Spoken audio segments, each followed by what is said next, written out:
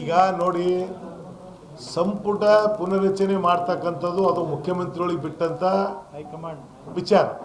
ಈಗ ಅದರಲ್ಲಿ ಹೈಕಮಾಂಡ್ ಏನು ತೀರ್ಮಾನ ಮಾಡ್ತಾರ, ಇವತ್ತೆಲ್ಲರೂ ನಾವೆಲ್ಲರೂ ಸೇರಿ ಹೈಕಮಾಂಡ್ ಏನು ತೀರ್ಮಾನ ಮಾಡ್ತಾರೆ ಅದಕ್ಕೆ ನಾವು ಬದ್ಧರಾಗಬೇಕಾಗ್ತದೆ. ಇದು ಕಾಂಗ್ರೆಸ್ ಪಾರ್ಟಿ ಭಾಳ ಶಿಸ್ತಿನ ಪಾರ್ಟಿ.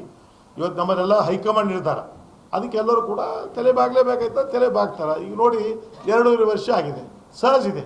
ಇನ್ನೂ ಕೆಲವರು ಸಚಿವರಾಗಬೇಕು ಅಂತ ಇಚ್ಛೆ ಇದೆ, ಕೆಲವರು ಸಚಿವರಾಗ್ತಾರೆ, ಕೆಲವು ಸಚಿವರು ಇದ್ದರು ಅವ್ರಿಗೆ ತಂದು ಬೇರೆ ಬೇರೆ ಪಾರ್ಟಿ ಹುದ್ದೆಗಳಿಗೆ ಕೆಲಸಗಳಿಗೆ ಹಚ್ತಾರೆ.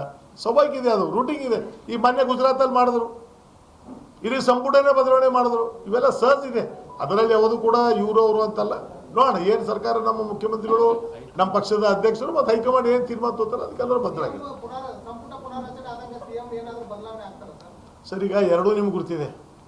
CM ಬದಲಾವಣೆ ಆಗಬೇಕು ಅಂತ ಇದ್ರೆ ಪುನರಚನೆ ಆಗಂಗಿಲ್ಲ, ಅದು ಹಾಗೆ ಇದು ಆಗ್ಬೇಕಾಗ್ತದ. ಇದು ಸಂಪುಟ ವಿಸ್ತರಣೆ ಆಯಿತು ಅಂದ್ರೆ ಮತ್ತೆ ಮುಖ್ಯಮಂತ್ರಿಗಳಿಗೆ ರಾಜೀನಾಮೆ ಕೂಡ ಮತ್ತೆ ಹೊಸ ಸಂಪುಟ ಆಗಬೇಕಾಗ್ತದೆ. ಇಲ್ಲ ನೋಡಿ, ಅದು ಪಕ್ಷ ಹೈಕಮಾಂಡ್, ಡಾಕ್ಟರ್ ಮಲ್ಲಿಕಾರ್ಜುನ್ ಖರ್ಗೆಜಿ ಅವರು ಇದ್ದಾರೆ, ರಾಹುಲ್ ಗಾಂಧಿ ಅವರು ಇದ್ದಾರೆ, ಸೋನಿಯಾ ಗಾಂಧಿ ಅವರು ಇದ್ದಾರೆ, ಅದ್ರ ಬಗ್ಗೆ ಅವ್ರು ತೀರ್ಮಾನ ಮಾಡ್ತಾರೆ.